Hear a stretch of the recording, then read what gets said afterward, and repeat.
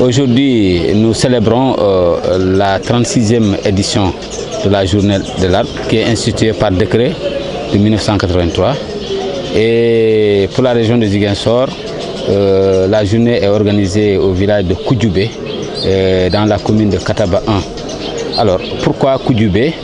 C'est parce qu'aujourd'hui, Koudjoubé polarise plusieurs villages et se trouve dans la commune où il y a beaucoup d'activités de prélèvement de bois de chèvre pour la fabrication, c'est-à-dire que le fumage des poissons.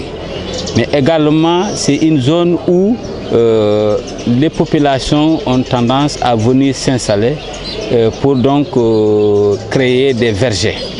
Alors, qui dit donc installation de vergers dit défrichement, donc dit agression.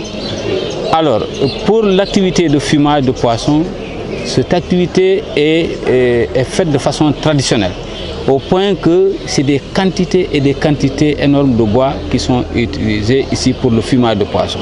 Donc il faut tout faire pour mobiliser les populations de cette zone à reboiser. À cela s'ajoute aussi le trafic interne et extérieur international de bois qui se passe donc du côté est de l'arrondissement de Kataba 1. Alors, vous voyez donc regrouper ici les populations de Koudjoubé et environ qu'on appelle le Fognu Kombo, mais également du Kombo qui sont de l'autre côté, les Gambiens que vous avez vu là-bas, permet de passer le message quant à la campagne de reboisement. Il faut reboiser, il faut compenser les pertes, il faut tout faire pour faire revenir l'environnement.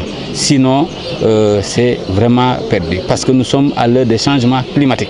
Et ces changements climatiques, donc, il faudrait donc faire face. Et moi, j'ai interpellé les collectivités territoriales en disant que durant les années 70, il y avait un choc, c'est-à-dire des sécheresses des années 70. L'État, à l'époque, il n'y avait pas de transfert de compétences. Mais l'État central avait organisé donc des campagnes de reboisement. Si vous voyez la côte, toute la côte nord a été reboisée et ils ont fixé l'avancée de la mer sur le rivage.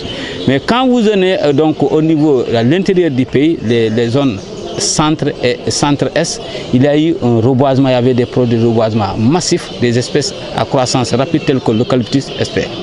Et quand vous venez en Casamance à l'époque, c'était donc lutter contre les feux de brousse qui étaient en train donc de décimer les derniers bastions forestiers. Et l'État avait installé un reboisement intensif de l'anacardier. Aujourd'hui, vous avez vu les retombées de l'anacardier et ça a permis de protéger. Aujourd'hui, nous sommes, depuis 1997, dans le transfert de compétences. Nous sommes à l'acte 3 de la décentralisation. Les collectivités territoriales doivent méditer l'exemple de l'État pour donc faire autant et pour tout faire pour, je ne dis pas arrêter, mais minimiser ou freiner cette agression incontrôlée de l'environnement.